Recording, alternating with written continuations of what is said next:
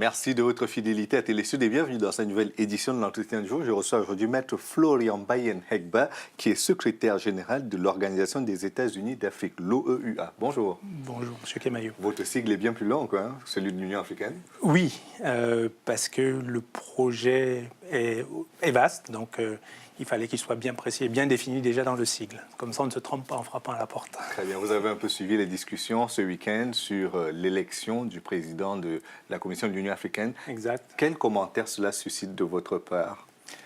Alors, deux réflexions. La première est que je n'ai pas constaté, du point de vue français, que cela a eu beaucoup d'impact, alors qu'il s'agit d'un vrai problème, puisque l'Union africaine n'a pas réussi à désigner le président de sa commission, qui est quand même l'organe important de cette organisation, c'est l'organe exécutif.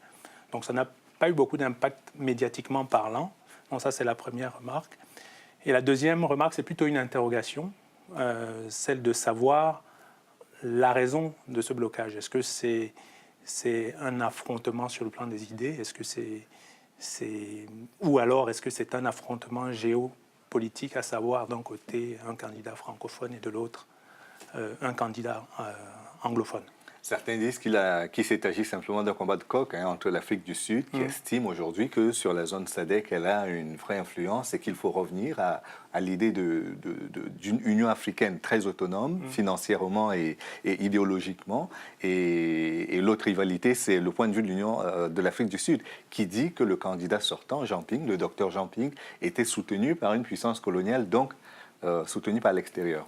Alors ça, oui, ça, ce sont les commentaires. Et derrière, quelque part, il y a une logique à ça, parce que les derniers événements qui se sont produits en Afrique, la crise en Côte d'Ivoire ou la crise libyenne, ont montré le rôle prééminent de l'Afrique du Sud, en tout cas dans la tentative de résolution des choses. Donc il y a quand même une volonté affichée de l'Afrique du Sud de prendre le leadership. De l'autre côté, on a M. Ping qui a porté la voix de l'Afrique, mais de façon a priori insuffisante, puisqu'on a eu du mal à entendre. En tout cas, l'Union africaine a eu du mal à se faire entendre auprès des nations. L'Afrique du Sud aussi. Hein. L'Afrique du Sud, oui, mais elle n'était pas porte-parole de l'Organisation de l'Union africaine. Dès lors, peut-être pense-t-elle pouvoir mieux porter le fer. Donc ça pose le problème réel du rôle de l'Union africaine et de son organisation et de son mode de fonctionnement. Je pense que c'est toutes ces questions qui doivent être sous-jacentes dans cet affrontement. Et vous avez parlé tout à l'heure d'indépendance financière. Je pense qu'on est là au cœur même du problème de l'Union africaine. Parce que M. Ping, j'ai vu une de ses interviews pendant la crise africaine, reconnaissait lui-même que la plupart des subsides venant de l'Union européenne, ça limitait quand même le champ d'action de l'Union africaine. Cela dit, dans son action et dans ses apparitions publiques durant les crises, les deux plus importantes, celle de Libye et celle de Côte d'Ivoire, on n'a pas eu l'impression qu'il avait sa langue dans la poche. Hein. Non, ça c'est justement la réalité et l'interrogation de ces événements, parce qu'effectivement, M. Ping a pris des positions qui tranchaient radicalement avec la sorte d'attentisme qui régnait souvent, ou bien, on va dire, les positions diplomatiques. Il y a eu des positions très tranchées, mais sans effet, mais complètement sans effet. Peut-être parce que pas assez soutenu par ses pairs. Peut-être pas assez soutenu, et la question c'est pourquoi. Parce que normalement, l'Union africaine a des règles. Donc on peut présumer que si l'Union africaine prend une position, derrière elle a le consensus d'une majorité pour soutenir ces points de vue. Or, on a eu l'impression qu'il y avait un discours de l'Union africaine, mais que l'attitude était laissée aux membres d'agir comme ils le souhaitaient. Donc, la division est nécessairement une faiblesse dans ce genre de situation. Alors, est-ce que cette division est le fait justement de cette dépendance financière? Je pense qu'on est au cœur du problème, parce que M. Ping a parlé, mais derrière, l'action est d'abord financière et nécessite d'avoir des moyens pour agir, et une forme d'indépendance. Et malheureusement, je ne pense pas qu'on en soit encore là. L'une des autres conséquences de cette réunion de l'Union africaine de ce week-end, qui a quand même abouti sur une impasse, parce qu'on n'a pas pu réélire le président de la Commission, c'est que le docteur Jean-Ping continue en intérimaire à la tête de l'Union, mais juste pour évacuer les affaires courantes jusqu'à l'élection de juin prochain. Oui. C'est un blocage, vous êtes avocat, c'est un blocage institutionnel. Est-ce que vous pensez que cette règle selon laquelle pour être élu, il faut avoir une majorité absolue doit être revue? De toute façon, il y a une commission qui va être réunie pour en discuter, mais quel est votre point de vue sur la question? Je pense qu'effectivement, on peut débattre de la question de la majorité qualifiée, parce qu'en l'occurrence, il s'agit d'une majorité qualifiée, c'est la majorité des 2/3. Mais elle a une réalité, parce que l'Afrique, elle est diverse. Les problématiques de l'Afrique francophone ne sont pas les mêmes que les problématiques de l'Afrique anglophone. Et il ne faut pas oublier que l'Afrique francophone est majoritaire. Donc, si on applique les règles de majorité strictes, à savoir 50 plus 1, on voit bien à quoi on va arriver. Mais est-ce qu'il n'y a pas une situation de ridicule quand même? Vous avez 3 tours d'élection pendant lesquels le docteur Jean-Ping a été en tête. Au 4e tour, on demande une majorité qualifiée. Il ne l'obtient pas parce qu'il lui manque 6 voix. Est-ce qu'on ne devrait pas entériner simplement le fait qu'il a gagné? Est-ce qu'il est indispensable d'avoir cette majorité absolue pour avoir une légitimité réelle? Je pense, parce que ça fait office de 2e tour à la présidence, comme si on prend l'exemple de la présidentielle française. Il faut montrer la capacité... Madame Dlamini n'était pas candidate, parce qu'au 4e tour, elle était obligée de se retirer. Mais pourquoi on impose justement la majorité qualifiée?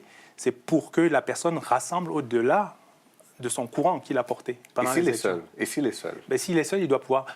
Là, s'il est seul, a priori, et qu'il n'arrive pas à se faire élire, là, il y a un problème sur le candidat. C'est le cas. Non, parce qu'il y avait un candidat présent, il y a eu un vrai blocage au départ, et que ce 4e tour visait à permettre à M. Ping d'étendre son soutien au-delà de son soutien qui est revenu. Parce que quand vous regardez les chiffres annoncés, alors je ne sais pas comment on les a déterminés, mais quand vous regardez, c'était strictement à peu près la même chose à 1 ou 2 voix près.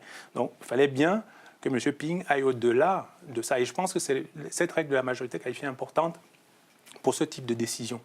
Maintenant, la difficulté tient peut-être au fait qu'il n'y a pas de clarté, il n'y a pas de ligne de conduite bien déterminée, bien claire, et on se retrouve face à des problèmes. Vous prenez l'Union européenne, vous voyez que bien qu'on soit avec plusieurs États, il y a des États leaders.